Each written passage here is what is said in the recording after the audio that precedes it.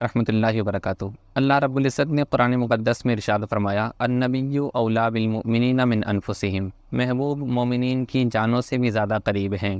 ہماری جان جو ہم سے سب سے زیادہ قریب ہے، جس کی ہم ہر دم حفاظت کرتے ہیں، کسی قسم کا کوئی نقصان پہنچنا ہم گوارا نہیں کرتے۔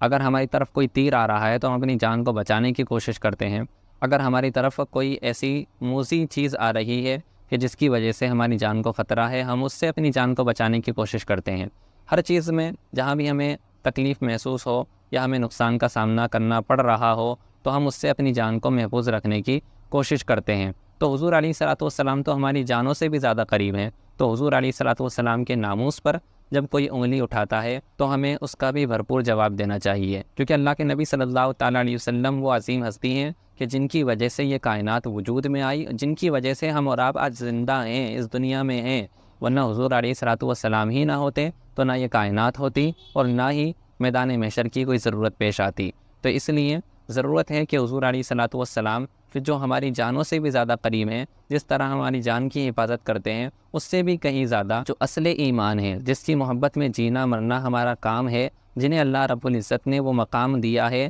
کہ جسے مقام محمود کہا جاتا ہے، تو ایسی عظیم ہستی کے اوپر جب کوئی آنچ آ رہی ہے تو اس کا دفاع کرنا یہ ہمارا ایک اہم فریضہ ہے۔ اللہ کے نبی صلی اللہ علیہ وسلم کی ابھی حالیہ دنوں کے اندر انڈیا میں گستاخی کی گئی ہے اور اس کے تعلق سے FIR وغیرہ بھی درج کروائی جا چکی ہے، لیکن عمل اس کے اوپر ہو رہا ہے یا نہیں، یہ تمام باتیں آپ کے سامنے موجود ہیں۔ آج بھی وہ شخص جس نے حضور علیہ الصلوۃ والسلام کی گستاخی کی ہے آزاد گھوم رہا ہے۔ وجہ کیا ہے؟ وجہ اس کی جو سمجھ میں آتی ہے وہ یہ کہ یا تو ہم نے اپنے کام کیے نہیں جو کرنے کے ہیں، یا پھر ہم اپنے کام کو کیے تو ہیں لیکن ادھورے چھوڑ دیے ہیں۔ مثال کے طور پر FIR درج کروانی تھی تو ہم نے FIR درج کروا دی، لیکن اس کے بعد میں دوبارہ تھانے کی طرف مڑ کر بھی نہیں دیکھا کہ FIR کا ہمارے کیا ہوا، کہاں تک پروسیس چلا، کہاں تک بات پہنچی، کیا اس کے تعلق سے کوئی کارروائی ہو بھی رہی ہے یا پھر نہیں ہو رہی ہے۔ ہم نے ان تمام چیزوں پر کوئی بھی دھیان نہیں دیا، جبکہ ہمارا فریضہ یہ تھا کہ ہم نے جب اس کام کی ابتدا کر دی ہے تو اس کو اتمام تک پہنچائیں، چاہے اس کے لیے بار بار تھانے جانا پڑے، بار بار ہمیں کورٹ کچہری کے چکر لگانے پڑے۔ ہمارا آج کے دور کے لحاظ سے لیگل ایکشن یہی ہے کہ ہم FIR درج کروائیں اور اسی کے ذریعے قانونی کارروائی کریں۔ اور